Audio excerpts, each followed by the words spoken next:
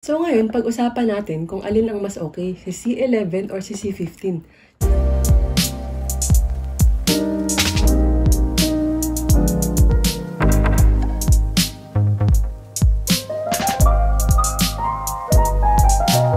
Hello everyone, this is Jessica, your Tech Talk girl, and welcome back to my YouTube channel.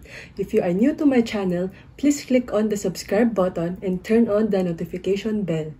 Si Realme C11 ang i-unbox ko ngayon. Si Realme C15 na-unbox ko na siya sa aking previous video.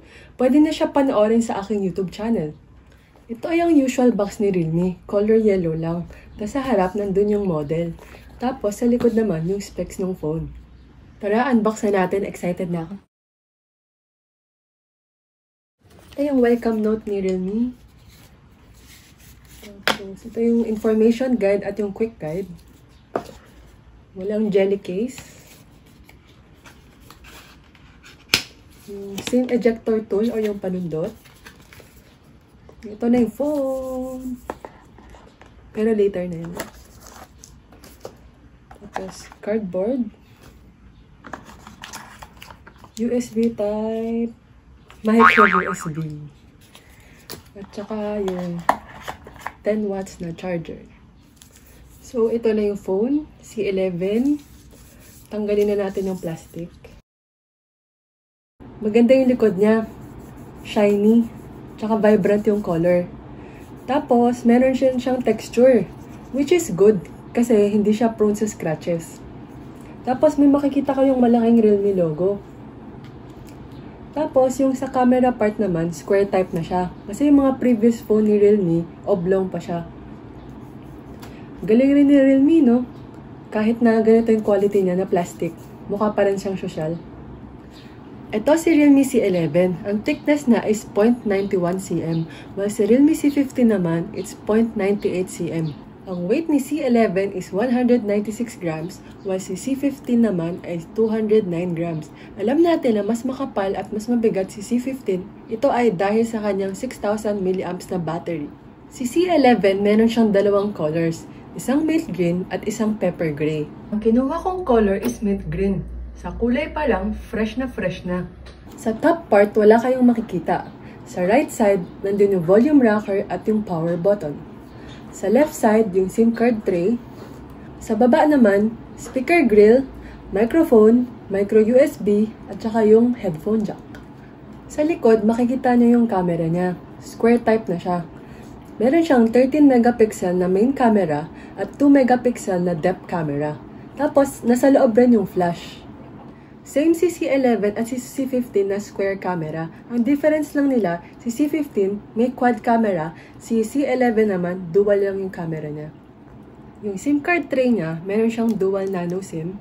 Meron din siyang micro SD card for the expandable storage up to 256GB. Itong C11 natin, 2GB RAM at saka 32GB internal storage. Pag nakukulangan kayo ng memory, don't worry, meron naman siyang expandable storage up to 256GB. Si Realme C15 naman, 4GB RAM at saka 64GB internal storage. Tapos, pag nakukulangan din kayo sa storage, pareho sila ni C11, pwede rin sila lagyan ng expandable memory card up to 256GB. Ito yung display niya, 6.5 inch, 720p IPS LCD display. Malapad siya. So, feel ko magugustuhan nyo siya. Lalo na pag nanonood kayo ng Netflix, movies, or naglalaro kayo ng mobile games. Next, pakinggan naman natin yung audio quality. Ilalagay ko siya sa highest volume. Loving can hurt sometimes. But it's the only thing that I know. Kahit na nasa highest volume na siya, hindi naman sabog yung quality niya. So, okay siya. Si C11, meron siyang teardrop notch. Tapos yung bezels niya, hindi naman makapal. Pag-usapan naman natin ang front-facing camera ni C11. Ang front-facing camera ni C11 ay 5 megapixels, while si C15 naman 8 megapixels. Makikita niyong natural at fresh lang ang look nyo dahil sa filters ni C11.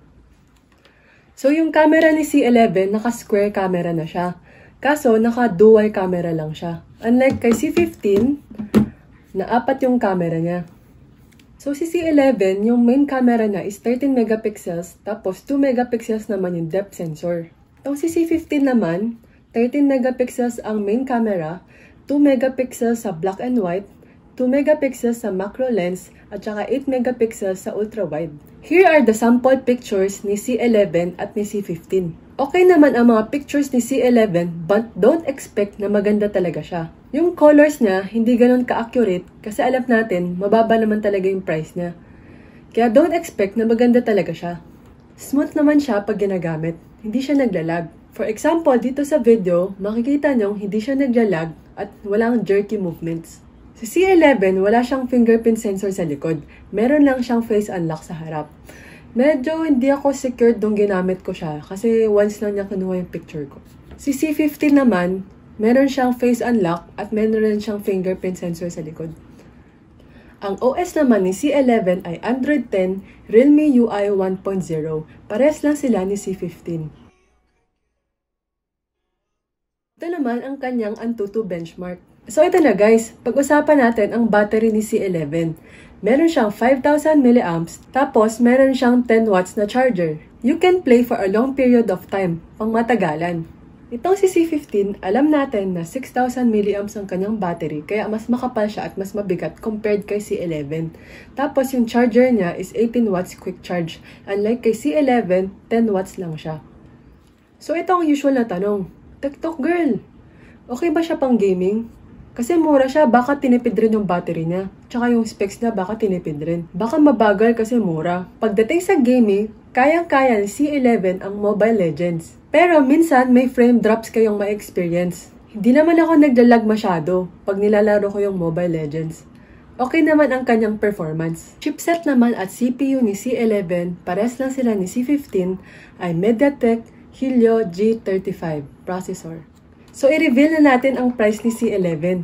Ang price niya is 4,990 pesos only. Meron ka lang 2GB RAM, 32GB internal storage, 5,000 mAh na battery, at 13 megapixels na camera.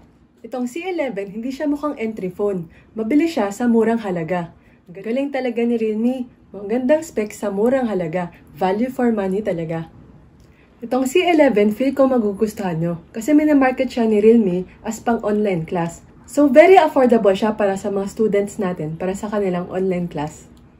So, baka may magtanong, TikTok girl, ano kayang kukunin ko? Yung C11 o yung C15? Ito ang sagot sa tanong nyo. Kung gusto nilang better camera, bigger battery, bigger ang RAM and storage, tapos mas mabilis ang charging, pero mas mahal ng konti, kunin nyo si C15. Pero pag gusto mo naman ng mas affordable, mas manipis, pero yung battery niya hindi naman ganun kababa, pwede na itong si C11. Itong si C11, affordable siya. So, kunyari mawala ng ating students itong phone natin, hindi siya masakit sa bulsa. Sana natulungan ko kayo kung C11 ba or C15 ang bibilhin nyo. Hope you guys learned something from my YouTube video. This is Jessica, your TikTok girl, and see you again on my next video. Don't forget to subscribe. Bye guys!